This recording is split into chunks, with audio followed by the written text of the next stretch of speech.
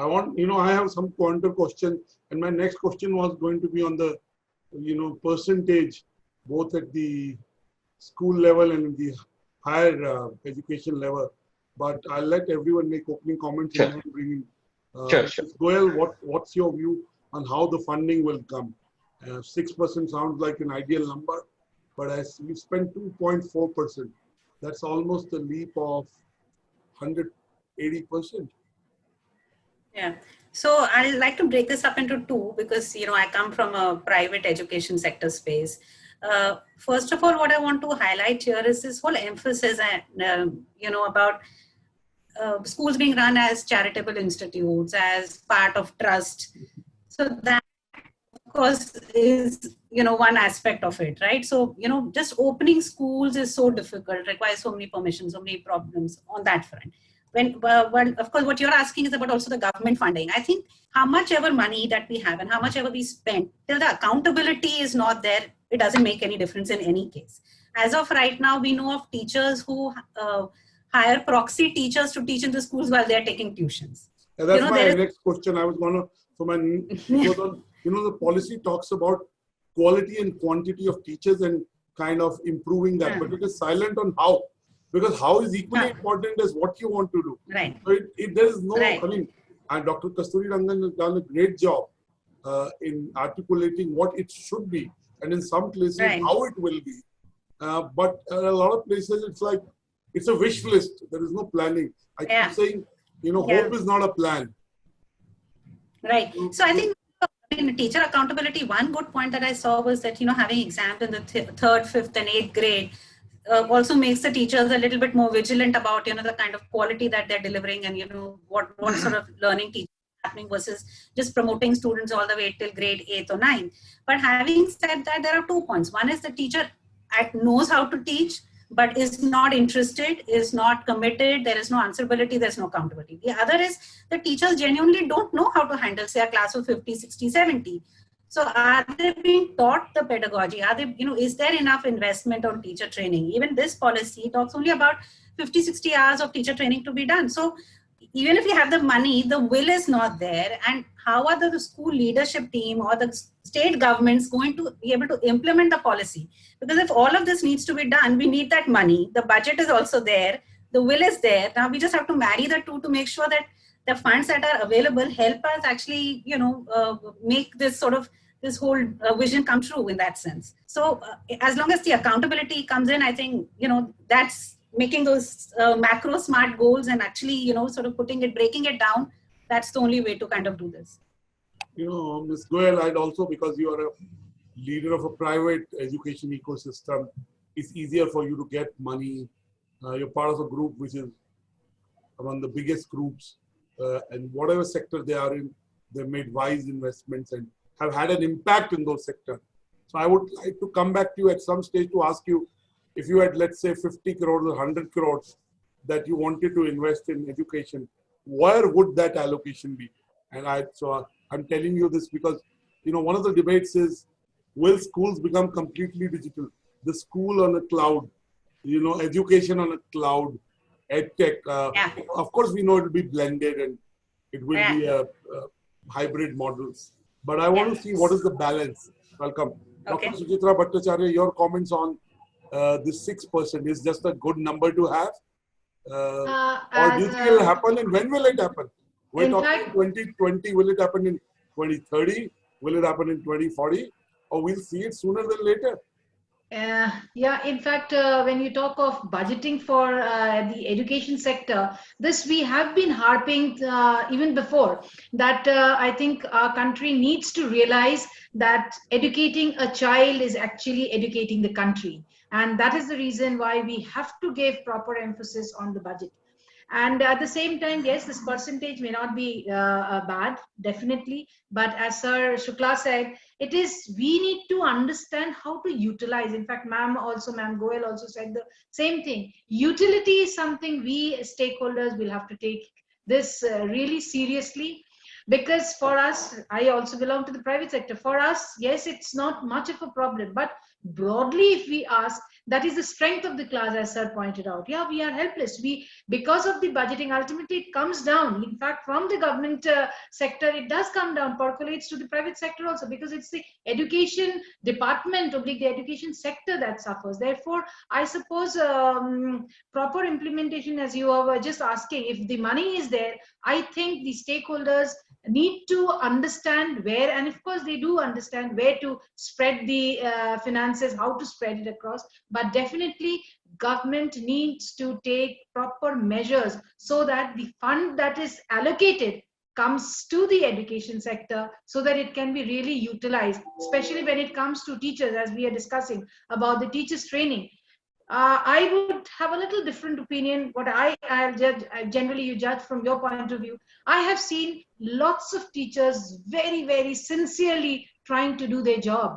In fact, this paradigm shift would not have been possible in the education sector if the teachers were not, I strongly support this teaching fraternity, if they were not ready to adapt and ready to learn. And the way they shifted, it's commendable. So all this is possible only when there is opportunity given to the teachers, and that means when there is a constant support by giving workshops, or by giving trainings, or by giving examinations and assessments. That needs to be done, in fact, even from the teacher's side.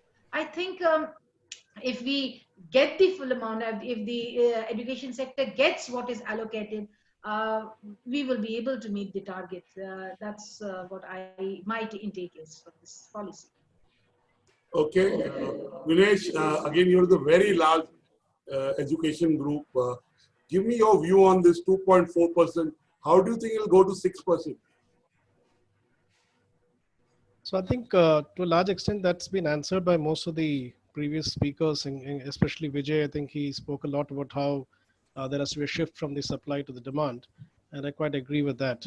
My points are as follows. First of all, what really happened? I mean, the 6% has not just come in this particular policy. 6% is decided even in the earlier policy. Way back in the 80s, it had been decided that it has to be 6%. So if it has been 6% in budget and only 2.5 to 3% spent, so first of all, do we have any analysis as to what happened or did not happen? Is it that we were short of money? Is it that the money went somewhere else? That's one question that we need to answer, and I obviously wouldn't be in a position to answer that. Secondly, look at the way our systems are today. 14% of our schools they don't have any teachers. They're much less than 6 teachers, which is the minimum mandated number of teachers in a school. We are about 5 lakh teachers short. And yet, today, if you look at the government budgets, almost 85 to 90%, or I think even beyond, is being spent on teacher salary and administration of the school. So that leaves very little room for innovation, technology, and so many other things that needs to be done. So how is it that so much of money is being spent when there's such a shortage in a primary commodity or a primary resource that is required for teaching? Typically, when we talk about education, and I'm sure the others would agree, that we typically talk about the money that is being spent to educate a child, right? So per child, per year, how much are you spending? That's typically what gets discussed. It's surprising to know that even within the government platforms, and I wouldn't be going into which department here, but there are some government bodies which almost spends as high as 95,000 to a lakh per child per year. And there are some other government bodies which spends not even 10,000 rupees per child a year. So this whole diversity, or this whole extremes that one sees, definitely gives rise to a few questions that needs to be responded to and answered. So I think to a large extent, it is the efficiency that really needs to be worked on. One needs to try and understand where this money is actually going, or if it has not been spent, why is it not been spent? Finally, I would also say that there's a lot of overlapping between departments.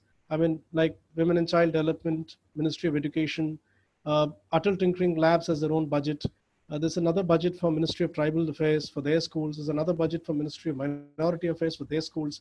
So ultimately, if it's about education and positioning a certain product and a service to a certain child, I don't think it can keep getting routed into these multiple layers and multiple boxes. It has to have one straight-jacketed funnel from where it has to ultimately go to the beneficiary.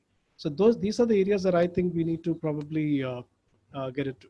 And Dr. Manta, you've been a education regulator. Now you're the chancellor of a university. You deal with the ecosystem now, being a little outside. What is your view? What's, how will this 6% be achieved?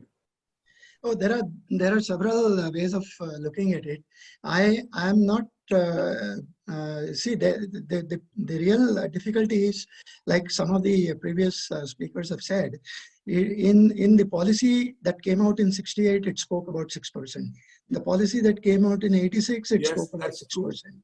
92, there was a revision, it again spoke about 6%.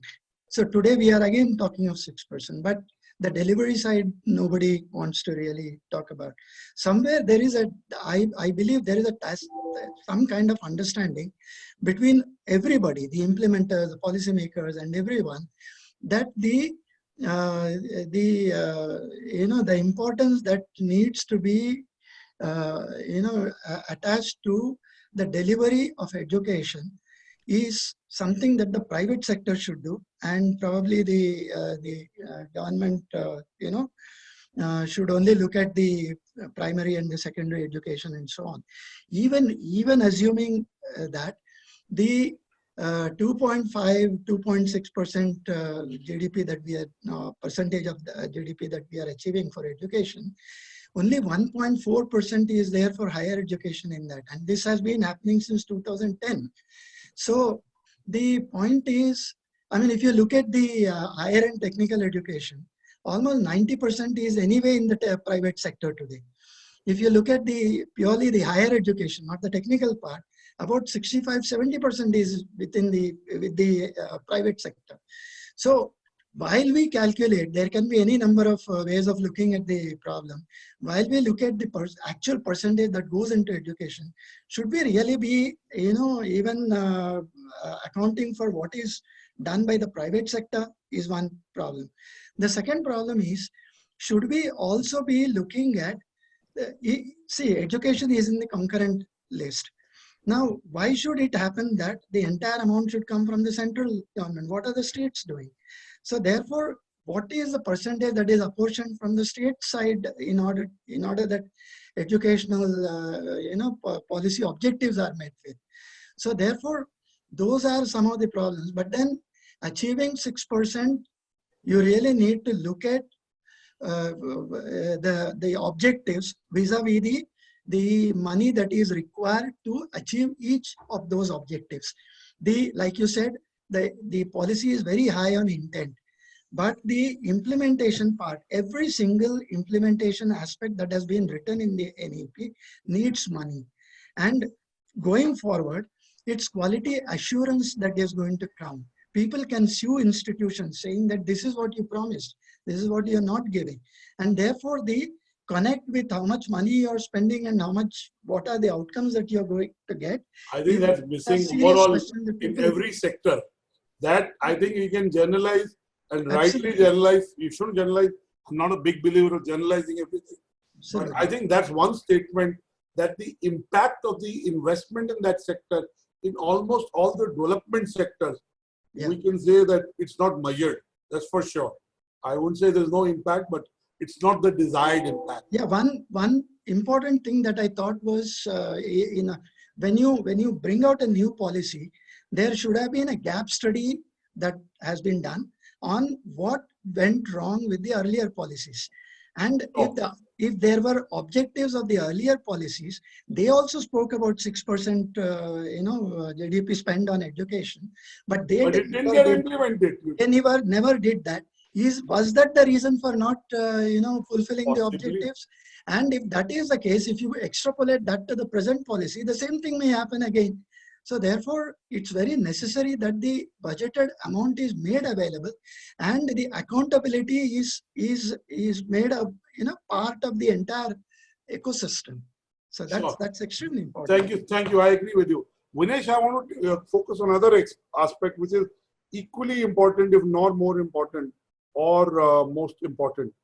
That's, we alluded to it, that if you look at one of the stated objectives is the policy talks of 50% GER, gross enrollment ratio, in higher education and 100% in secondary school. Now let's look at where we are. The current gross enrollment ratio is about 26%. It's actually 25.8% in higher education, and till class 9, it's about 65 to 68, depending on which. It's 68. Let's take 68%. Now, as I said, one way is to peg high and get somewhere. Aim for the stars, get to the sky or whatever, right? So what is your comment and everyone's comment? How will we achieve a higher gross enrollment ratio? Dinesh? Yeah, so I think Dr. Mantha alluded to this in his earlier comments. He talked about how it starts off with nearly 97%. It actually starts to skim away as we kind of go towards the higher classes. So I think the answers lie in all that we have just been talking all along. I mean, the fact is that the typical problem that you face in especially in the government schools is, one, there is a complete mind block against even going to a school. When you see a dilapidated building, you don't even want to go there. I would come to infrastructure and teachers immediately. Yeah, so there's a dire need of infrastructure upgrade. I mean, there are schools where the fans are missing, there are broken classes, there are benches missing. So first of all, you don't even want to send your child And now there is a digital divide. And now for some of those schools, there is a digital divide. Dr. Mantha is in Maharashtra. He lives in Bombay. And, if you look at the government schools in Maharashtra, for the first 30 days, 90% did not have any digital access. It has changed in the last 4 months. A lot of them, but still a lot of them don't have the access that students in the private sector have, or in some select government schools have, which are very high profile, so to say. So, there is the infrastructure in terms of building, fans, washrooms for teachers, washroom for girl students, so on and so forth. Number of teachers, but there is also a digital infrastructure angle, right? Absolutely. I'm just supporting what you say. Absolutely, yeah, digital infrastructure. But let's come even a step before that. So the second is even basic things like the whole teachers availability in schools. There are schools where there are 40, 50, 100, 150 children and hardly one teacher, right? And there are some places where there are enough teachers but no children. What is the kind of, what's the kind of... NEP, I have the NEP open. It says it's about the qualified teachers. It's used the word qualified. Now, qualified, one is the degree. The other is the overall imparting of education. There is certain personality required. There's certain temperament required.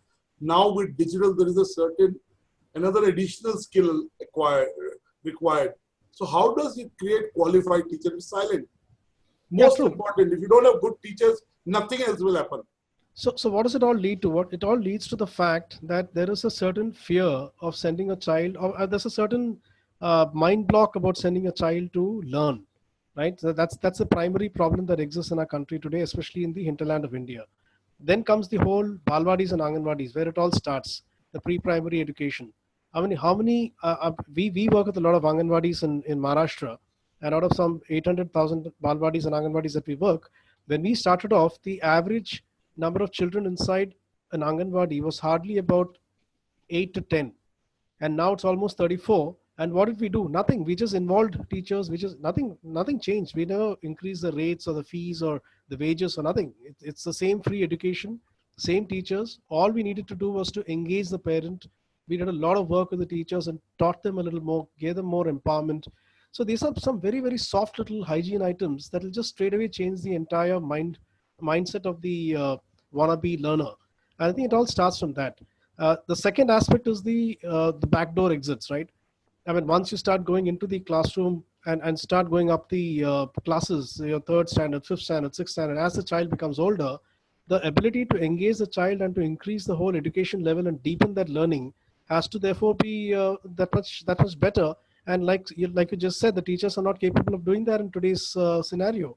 The next generation of children needs a very different kind of teaching, and we need to empower our teachers. Now look at the teacher training programs that are conducted, especially for the government teachers. There is nothing called a continuous professional development for teachers, and that is required for us to make that significant shift in education delivery. Good. I'd get Mr. Shukla's comment on this, on the gross enrollment ratio. Do you see it improving? If yes, why? So I'm hopeful. Out of so many changes that have been suggested, even if let's say 70-80% are implemented, situation will definitely improve. But one of the things that I'm surprised that even now it is missing is basically, if you look at the education system, it's a stool with three legs. One leg is the student, one leg is the, let's say the educator or teacher or whatever you may call, and the administration side, and the third is the parent and family. Now, what happens is, throughout, right from the beginning of, pre-K-12 to, class 1, 2, 3, onwards, all the way till, higher ed, family and society plays a very, very big role. And it is the onus of the education system. See, fundamentally what we are wanting to do, we are wanting to increase our market share. I mean, imagine, if there is one monolithic entity providing education services to the citizens of India, and it is saying that I want 100% or as close to 100% in lower classes and maybe 50% market share in higher classes. So there's nothing wrong with it, and it's a very reasonable point. But two things. One is I need to improve my delivery, which is also in parallel ongoing process. The second is this entire social aspect of education.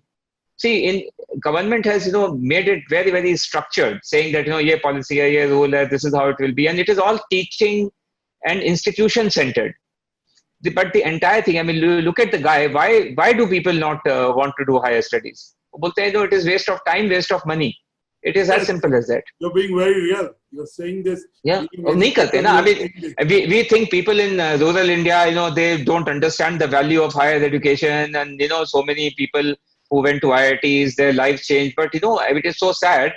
Aaj tak, right from the time IIT Kharagpur was set up until date, not even 500,000 IITians have India has produced.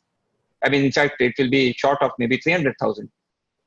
So, and what is 300,000? You look at the mind space, everybody talks about IITs and, big institutions. But the matter of the fact is the guy has to do his own cost benefit, whether it is return on financial investment or time or social investment, etc. बोलता है छोड़ो सब मैं खुद ही कर लूँगा, And so it's the number will increase, but it will significantly increase if the education is relevant and to the contemporary societal needs.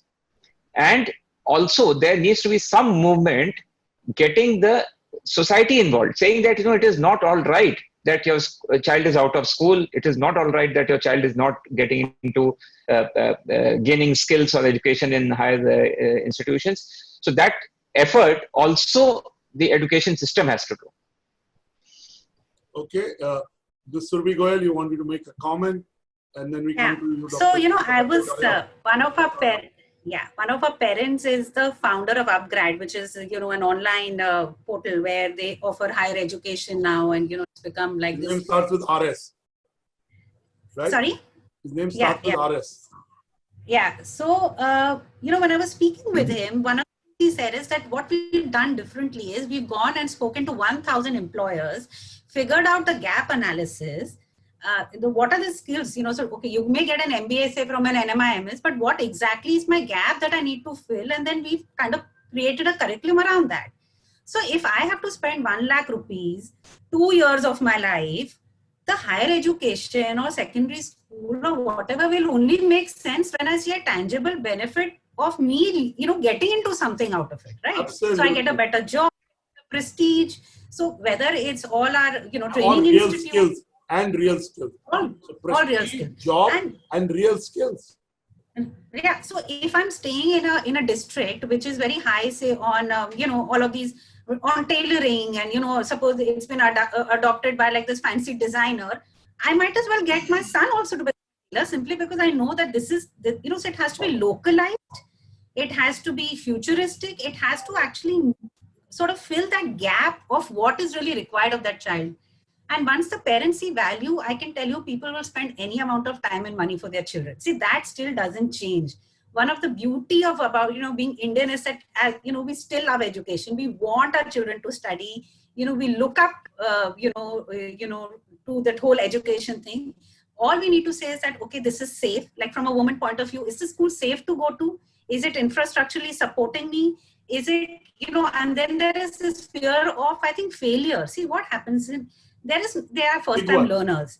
There are issues with, so a lot of kids, when they fail, ek do baar exam diya, fail ho gaye, there is no hand holding. So they're chodo bhi ab, काम करो, that way. So basically, I think if we can address this whole thing about make them secure, don't worry, stay there, and be able to actually tie it up to how to get employed, I think then, we've cracked the whole secondary school aspect as well. Dr. Batra, I must just add on to something that Surabhi just mentioned. It's very interesting because a few days back, we had a massive power cut in my house. We were completely blacked out. And we called a local electrician who we've been, this is my parents' house, and we've been calling him quite often. This time I happened to just have a conversation with him. And I asked him, now he's so good. He knows exactly which wire to pull out. He knows exactly what is to be done, and he got the entire thing sorted out. And this guy, when he was in school, he flunked at least twice in the 6th standard. And I think his own father told him, what are you doing? Just get out of it. I'll teach you something much better. And he got out of it. And today he's at least he is a little happy, at least from a perspective of earning. Although, interestingly, he should have been very busy given the state of our power sector. Yeah, he is. But interestingly, he doesn't want his child to go through what he went through. You see, that's the irony. Every parent wants their child to do well. Beautiful example. But eventually, beautiful example. Yeah. So just thought I'd mention that. Dr. Mantha. Yeah, I mean, on this very vexed issue of, how do you improve the gross enrollment ratios? No, there are two things. The entire ecosystem must change. As far as numbers are concerned, if you really look at the secondary GER, you said it's about 65, 66, and around that. Now, while at AICTE, we did a study as to what is happening between the primary and secondary, and why is it from secondary to higher education it becomes 25, 26. At that time, it was about 20. So, two reasons stand out. One is that they are financially not inclined to get into further education, and they have to support their families to family income, and therefore they can't go through the education system, and therefore they have to drop out. This is the first reason. The second reason, interestingly, is they are not interested in the kind of education that is happening in these colleges further, and that's where the numbers drop out. Now, whatever that be, if you want to raise the GER numbers, a nice roadmap can always be drawn. There is a lot of technology available today. Virtualization of education using technology is a great way of moving forward. And all the kind of skills that we are talking about can also be built through a blended approach, taking them through the colleges where some hands-on skilling can be done. Instead of the policy talks about almost 15 years, I believe, to get at 25 to 50. But I personally believe that if there is a roadmap that's based on collaborative learning, for example, you look at what is happening today during this pandemic. The institutions have all gone into online education. They're subscribing to Coursera or edX or Udemy or whatever, and though some of them are giving it free, it won't be available free forever. So therefore, they'll have to invest a lot of money on that and so on.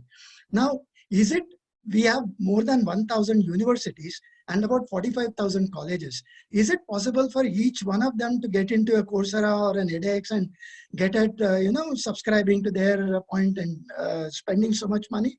That's absolutely not workable. So therefore, what must happen is, there must be a virtualization of education where the government actively gets involved in creating that environment and making available these tools on the portal and get every university, every college to collaborate and so on. So that has massive potential of increasing the GER with the kind of optimized resources that you have. So therefore, it's a number that's not very, very, very ambitious if you properly use the technology available to you. If you talk about 15, 20 years back, you didn't have that kind of technology. And add to this, what is today happening is the regulators have been also getting almost a regulation for distance education separately, a regulation for online education separately. Today in the digital world, what is the difference between distance education and online education?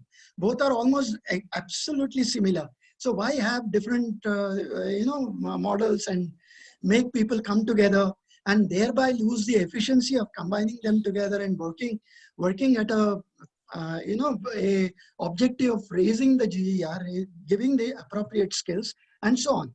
Finally, everybody who comes out of a college needs employment. Now, there are almost 5.5 million graduates passing out every single year in this country at this point of time, even with your 25 GER. Can we, with any confidence, say that these 5.5 million people will have 5.5 million jobs in which effort can be made? So therefore, the ecosystem must change. There must be new opportunities, new job markets created, new employment opportunities created, and then connect this raise in GER, rising in GER, and things like that. And then the whole matrix will become meaningful. Thank you. Thank you so much. Your final word, Dr. Suchitra Bhattacharya, and then we'll wrap up. You know, the facets of the new education policy is that if we took up one issue every week and I went into deep dive on that, it take us 2-3 months to be able to look at every facet, because all of those have to come together for it to get the outcome. Very true. Or to meet the objectives that the NEP has or the education has. But so I'm realizing that 1.5 hours is not good enough.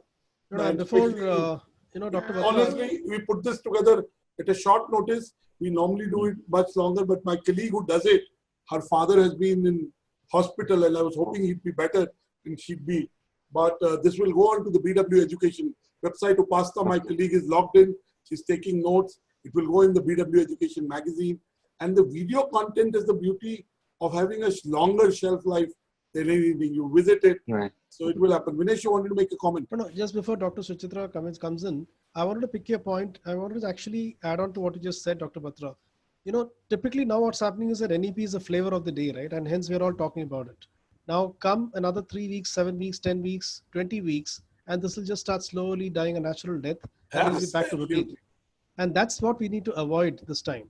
I mean, given the fact that we've got social media and such amazing platforms to communicate, I think it's time to start doing this on a regular, even the entire next 2 years, even if you have no other topic on education next NEP and go deep dive into it, I think it'll make a big difference. So, counting on folks like you to try and see if we can create an initiative like this. I prepared for this session and actually I had a call in the morning with Dr. Manta for about 35-40 minutes. Is unusual. Wow. I only prepared 10 minutes before a discussion and I do like 4-5 a day. I do a 6 to 7 show on NewsX. So I prepare 5 minutes before the show. I'm like that. I don't know anything about anything. I just ask the right questions and experts like you answer. So its job is easy. But I prepared and I'm realizing that there is so much depth. I mean, there's teachers, there's the issue of language, which the national media has picked up. I could keep going into facets after facets. But Dr. Shukla, I want to make a comment.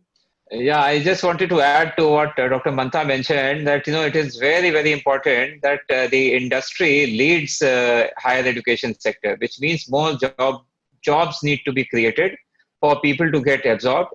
And also, as an add-on point, our higher education system should be geared up to also create job creators. See, that is something which is, although a little bit startup things are happening, but, at a broad level, the default mode is, get me a job. I'm going to a higher ed institution to get a job. But, even if 1%, 2% people, who graduate say that, okay, and not everyone needs to create a Google or Facebook, etc. Even if you create 100, 50, 10 people organization, it's just fine. It is, creating jobs for your fellow citizens. So that's something which also, this entire innovation and entrepreneurship must be encouraged. Although it is mentioned in NEP, some references there. So there are a couple of questions on the chat box. Yes. Well, only 2 questions less, and one here on the Q&A. Total 3. Because of video technology, Naresh Duble is asking acoustic quality in class. I hope my acoustics are okay. I was born Punjabi, so they're loud by it. So it gets sorted there. Acoustic quality in classroom is also responsible for poor quality. Panel's view on this. Sagar Vishwas is asking, what are the panelists' view on homeschooling and other informal modalities. So one on first on homeschooling. We'll start with. We'll let Dr. Sritra Bhattacharya start. Yeah, I would just like to say, I mean, we all have answered your question. However, whole child education is what we are actually looking for. To increase the dropouts, I think this change in the NEP where the subject are changed. Now, I have a little different story what Menon sir told. The other day, I got to know that there was a person who had come for a job for a security guard. So while talking to him, it was found out that he was MA MPhil in Sanskrit. And he's looking for a security guard job, maybe because of the pandemic situation that there is no less of jobs or whatever. But this is also a case. So frankly speaking, I suppose yes. First, we will see that there will be less of dropouts because of the change of subjects, the choice of subjects that's come. I'm sure there will be many now who will not drop out because they will be able to get the combination that they are wanting. And therefore the enrollment will keep on, because initially if the child is not getting science, the parents get annoyed, and therefore they go to open schools, or later on they drop it out. So this will be definitely lessened because of this new policy. And as Shukla sir said, we will also have to think of enrollment. Say for example in CBSE, we have given lots of subjects, vocational subjects were there, so a child could have taken physical education, could take music, or there are many such subjects like this. But when he goes to college enrollment, they find it difficult. Physical education, not considered. If it's a fifth subject, or like the sixth subject, then maybe. But many colleges, many universities do not give a chance to a child in spite of having adequate percentage because of such subjects. So this, the school and the college, the shift has to be also planned in such a manner that we are balancing, we are agreeing to one another. Here, there's a little disagreement as if. So there are many children who come in spite of wanting a few subjects, they do not get because the choices were very restricted. And again, if they wanted such easier subjects so that they could do well, however, they couldn't get entry in the college, and therefore they had to go in for another choice. So I suppose with this little changes here and there, we will be definitely reaching the target of increasing our the number of enrollment in the higher education and job. That is something which we need to think to prepare ourselves to enroll our own children in our own country rather than letting them go away from our country. That is what. Beautiful. Before I get opening comment, I'd like to request the BW team, Raghav Malhotra, if you can hear me and if you're active and engaged, can you show the BW Education Friday event where we talked to Karan Bajaj of White Hat Junior on how he built White Hat Junior and how he collaborated with Byju's. So that's the event on Friday. That's the webinar on Friday. Raghav Ratnesh, if we can show that in subsequent, just before we wrap up, or if you're ready now, we can do it. I know I'm being spontaneous about it, like I am for most things I do in life. Before I don't think Raghav is very actively engaged, so I'll get all of you to make closing comments. I'd start with Dr. Mantha. Your closing comment. What's your hope from the national education policy? Dr. Mantha, that's a very interesting question. Huh? That's a very interesting question which says that if a child wants to opt out of maths, because maths is a difficult subject. Okay, if a child wants to opt out of math, and you still Runa Maitra is asking. That's a pretty interesting question. Having correlation with quality of teaching. How about upskilling process of teachers who are the biggest contributors? And Ritik Bhattacharya is asking the question here. Subjects that are harder, for example, math are usually the most important as far as industry is concerned, but are least popular with children. What if children stop opting for these? Won't we see skills shortage? Maybe there would be tools. So it's about design thinking. I mean, I have an 11, my daughter was in class 11, she's 16. She doesn't like maths too much. She does well in everything else, to the extent in some subject getting 100 out of 100. Extremely hardworking, extremely sincere. Naresh Duble, I'm Dr. Batra. If you add H, it becomes Dr. Bhatara, which I'm not, but if you added U, I'd become Dr. Batura. But that would also not be me, but that's fine. And we can take this question. So Ritik Bhattacharya, thank you for raising a very important question. We can wrap up after that. Who would like to take this? Dr. Manta, Mr. Shukla? Well, I can take this maths question. Yes, Dr. Shukla. I think, sir, this is an important aspect. I'll just take 2 minutes.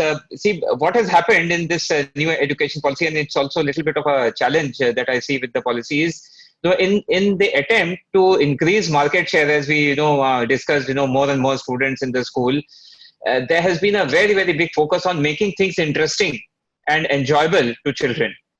But the matter of the fact is, if it is all party and nice things, then sometimes you also lose out on learning.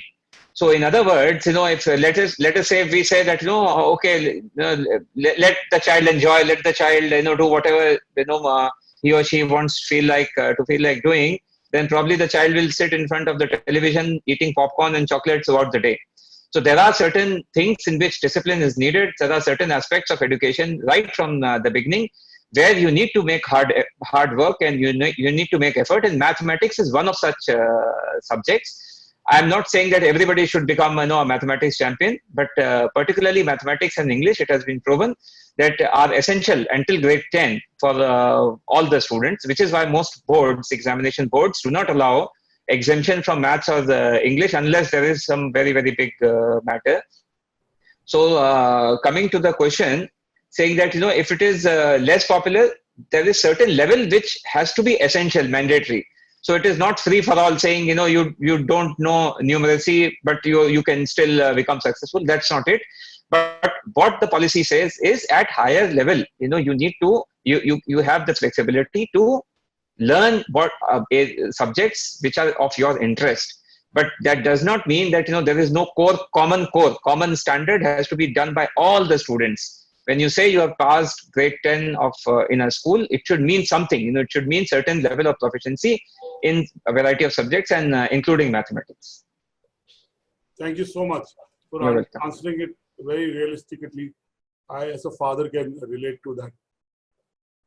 Vinesh, you have a comment to make, or Dr. Bhattacharya? I think Dr. Manta wanted to make a comment, but I just wanted to mention that, this math subject, probably one of the reasons that children don't like it is because of the old way of teaching. There's a lot that has changed. And today's way of teaching itself has undergone such a different, interesting experiential turn that math might just be more fun going forward. So I don't think we should really resist it. Okay. I'd like short closing comments from everywhere. With you, Dr. Manta. Yeah, I mean, the policy has several pointers to really make a difference in time to come in the education sector.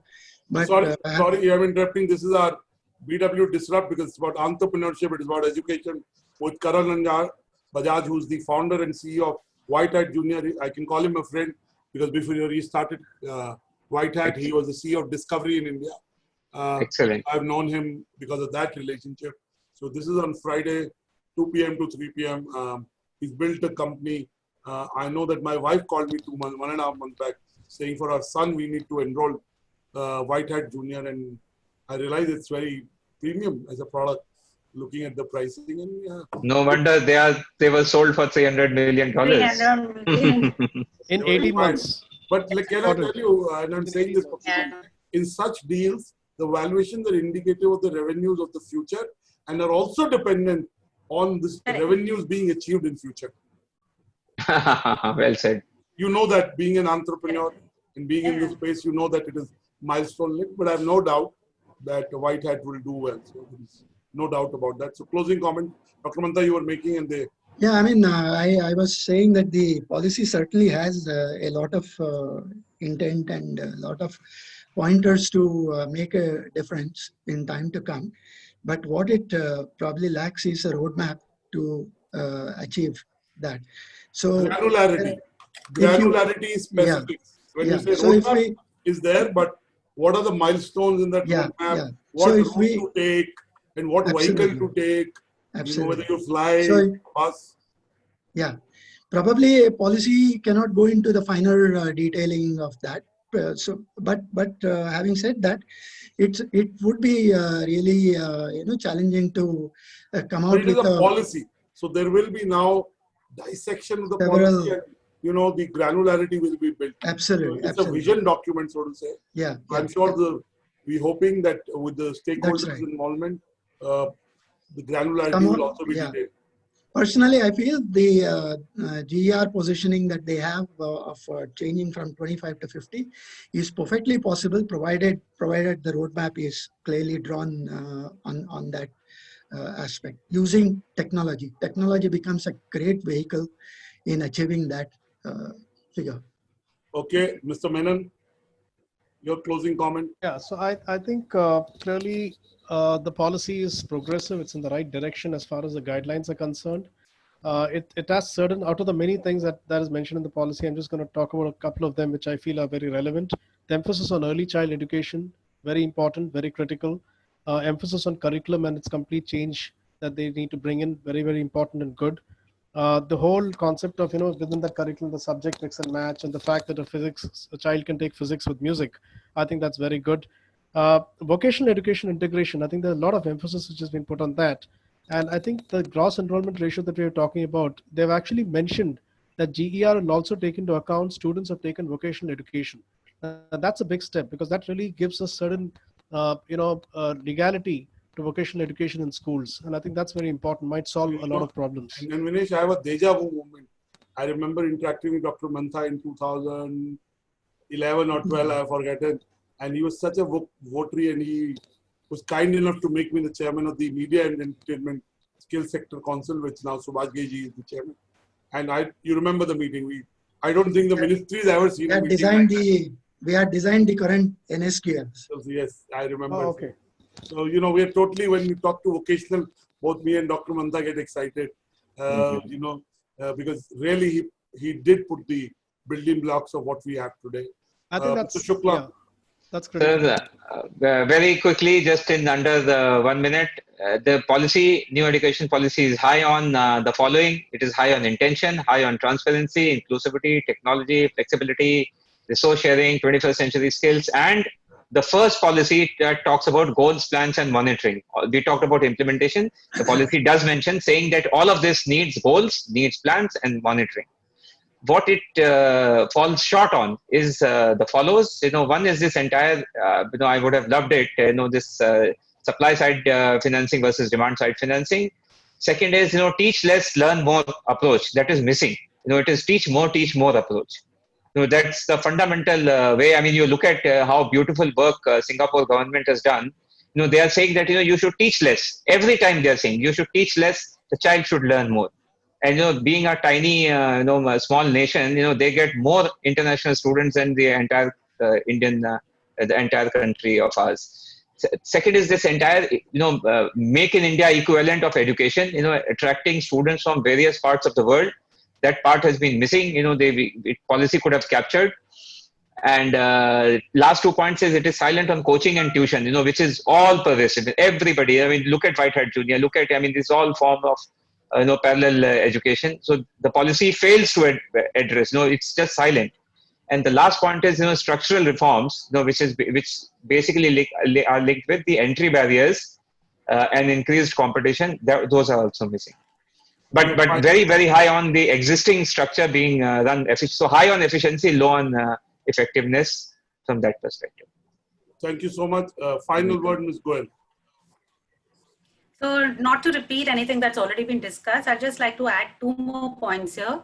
The whole emphasis on teacher training will have to be, considered. So, you earlier asked me if I had 50 crores, where would I invest it? It will be in 2 things. One is upskilling the teachers, because the entire, context, the entire implementation will hinge upon being able to upskill our teachers, unlearn and relearn everything, throwing that whole obsolete pedagogy out of the window and sort of training our teachers. Till that doesn't happen, nothing's going to happen. So I think that one piece, and if I had to, like I said, put my money somewhere else, it would be on social, emotional well-being, curriculum, and the whole culture for our students, because, anxiety, depression, etc. is the next pandemic for our students.